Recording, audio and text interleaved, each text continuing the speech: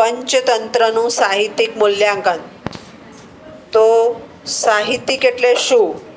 તો જે સાહિત્ય છે, સાહિત્યનું સ્વરૂપ કેવું છે, પંચતંત્રનું સ્વરૂપ કેવું છે કહો. આપણે પંચતંત્ર ભણીએ છીએ, એનું સ્વરૂપ કેવું છે? બોલો, સ્વરૂપ કેવું છે? હમણાં જ હું બોલી, કેવું સ્વરૂપ છે? કેવું સ્વરૂપ છે? હમણાં જ આપણે ચર્ચા કરી એમાં બોલ્યા, કેવું સ્વરૂપ છે? કથા. 4 કથામાંથી તમે કીધું એક કથા બાકી, હે ને? કથા સાહિત્ય છે. અને કથા સાહિત્ય એટલે વાર્તા સંગ્રહ. વાર્તા, વાર્તામાંથી પાછું માત્ર વાર્તા કહી દેવું એવું નહીં, એમાંથી ઉપદેશ રજૂ કરવો, એમાંથી જીવન વ્યવહાર આપવો, એમાંથી કાયદાકીય માહિતી આપવી, આવું સ્વરૂપ છે. અને એમાં સંસ્કૃત સાહિત્યના જે ગ્રંથો છે, એ ગ્રંથોમાં માનવીય મૂલ્યો રહેલા છે. પહેલી વસ્તુ છે માનવીય મૂલ્યો. તો તમે જે કથા જુઓ છો અને આપણે જે જનરલ ક્વેશ્ચન પણ જોયા, એમાં વસ્તુગ્રથન. કથા શેની છે? શરૂઆત શેનાથી થાય છે? કથા શેની છે? શેનાથી શરૂઆત થાય છે? બોલો, શેનાથી શરૂઆત થાય છે વાર્તાની, કથાની? બોલો, શેનાથી શરૂ થાય છે? મારી ને તમારી વાત છે? ના, કોની વાત છે? બોલો, જેવું આવડે એવું બોલો. કોની વાત રજૂ કરી છે? હા, બોલો. કથા કે વાર્તાની શરૂઆત થાય છે, એમાં શરૂઆતમાં શું છે? કઈ વાર્તા છે? બોલો ને, કઈ વાર્તા છે? મારી ને તમારી? તમારી ને તમારી બહેનપણીની? તમારા ઘરની? તો શેની વાત છે? પ્રાણીઓ તો છે જ, બધાય છે. કયા છે? કયા છે? પ્રાણીઓ એમ કહી દીધું ચાલે, હું કહી દઉં છું ચલો જમી લીધું આજે 12 વાગે, તો તમે કહો ના થાળીમાં આલો. તો મને કહો હવે કયા પ્રાણીની છે? હે?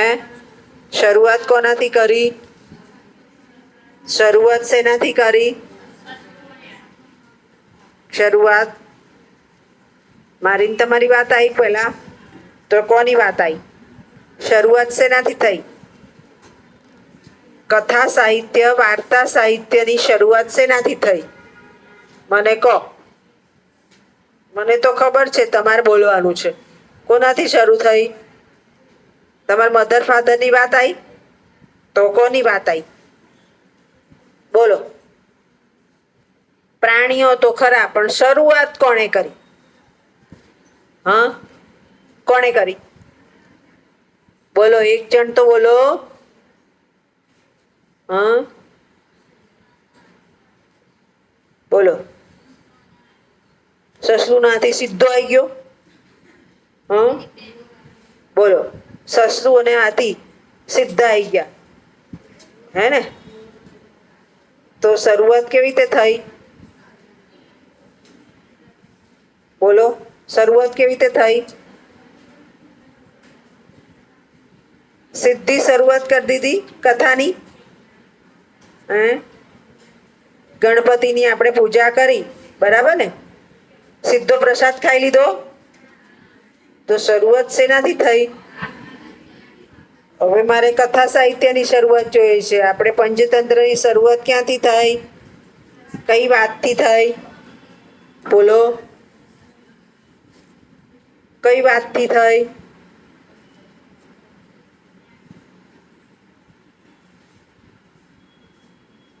કયા પ્રાણીની વાત આવી? કયા પક્ષીની વાત આવી?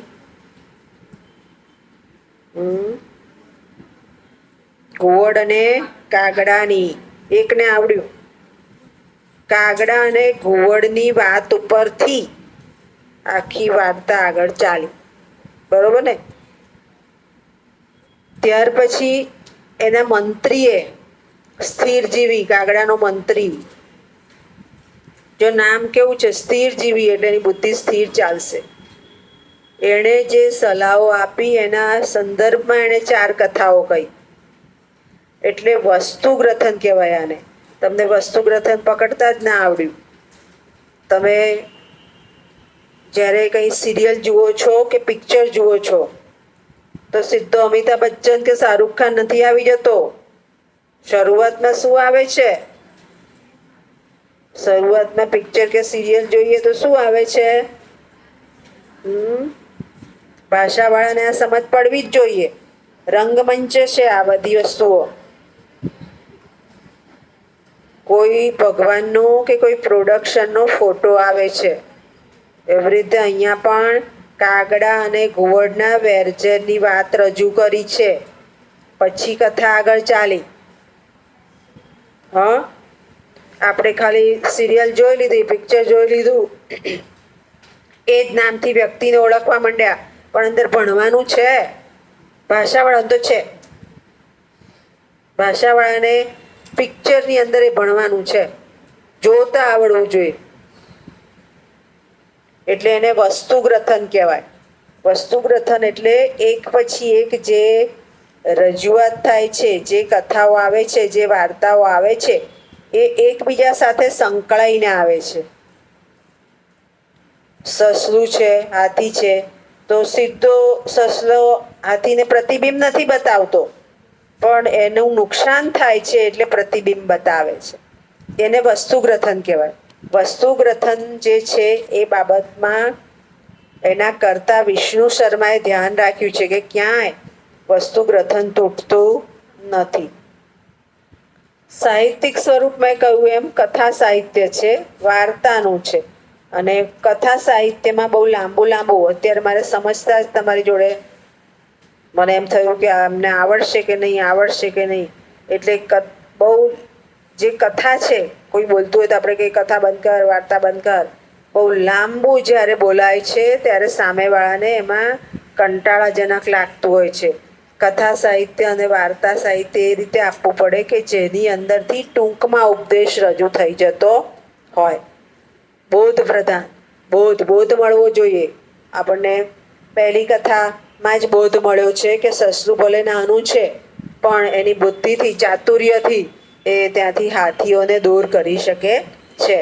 એટલે બોધ, વ્યવહારુ સત્ય આપ્યું છે, વ્યવહારિક બાબતો આપી છે, સામાજિક જીવન આપ્યું છે કે કોઈ ક્યારેક આપણે પણ આવી પરિસ્થિતિ થાય તો કોઈ મોટાને પ્રશ્ન કહીએ અને મોટા પાસે એનું સોલ્યુશન હોય, એ સોલ્યુશન લઈને સામેવાળાને સમજાવી શકાય.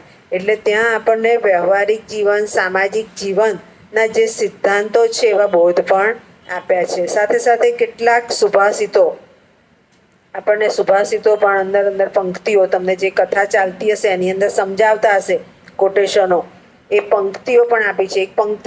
એક પંક્તિ બહુ સારી છે, મને ખ્યાલ છે કે જે વ્યક્તિ એ જગ્યાએ રહેતી નથી 11-12 મહિના સુધી, તો એનો પોતાનો ભોગવટો જતો રહે છે. આ કાયદાકીય બાબત છે. આવા સુભાષિતો પણ આની અંદર આપણને આપેલા છે. ઉપરાંત જે કથા વસ્તુગ્રથન, સાહિત્યિક મૂલ્યાંકન સાથે સાથે માનવીય ભાવોનું આરોપણ થયેલું છે. ચકલો જે છે, બીજી કથામાં ચકલો અને બીજું કોણ છે? સસલું. એ બંનેમાં જે એની જગ્યા લઈ લે છે તો માનવીય પ્રત્યારોપણ છે કે તમે જ્યારે તમારી જગ્યા છોડી દો છો અને બીજી વ્યક્તિ ત્યાં આવી જાય છે તો બીજી વ્યક્તિને કાયદાકીય રીતે 12 મહિના થઈ જાય તો એનો ભોગવટો થાય. એટલે માનવીય ભાવોનું આરોપણ છે. આપણે પણ સમજી શકીએ છીએ કાયદાકીય બાબતો, એટલે તો આપણે ભાડા કરાર કરીએ છીએ, એટલે તો આપણે કોઈ વસ્તુનું રિન્યૂ કરીએ છીએ અને એ કાયદાકીય બાબતોનું માનવીય ભાવો દ્વારા આરોપણ કરેલું જોઈ શકાય છે. માત્ર બોધ જ મળ્યો એમ નહીં, હાસ્ય પણ મળ્યું કે પેલો ચકલો જાડો થઈ ગયો તો એમ કે અંદર જઈ ના શકે એટલે એની જગ્યા બીજાએ પચાવી પાડી. બિલાડો છે કે મને સંભળાતું નથી, ખરેખર સાંભળે છે પણ એ બંનેનું ભક્ષણ કરી જાય, તો આવી હાસ્ય પણ અંદર આપણને મળ્યું છે. એકંદરે જે કથા સાહિત્યમાં વાર્તા દ્વારા માનવ સુધી સંદેશો આપવાનું કામ જે મળવું જોઈએ, થવું જોઈએ, એ પંચતંત્રમાં આપણને પ્રાપ્ત થાય છે. આ સવાલ જનરલ ક્વેશ્ચન તરીકે પૂછી શકાય. ખ્યાલ આવી ગયો? સમજ પડી ગઈ?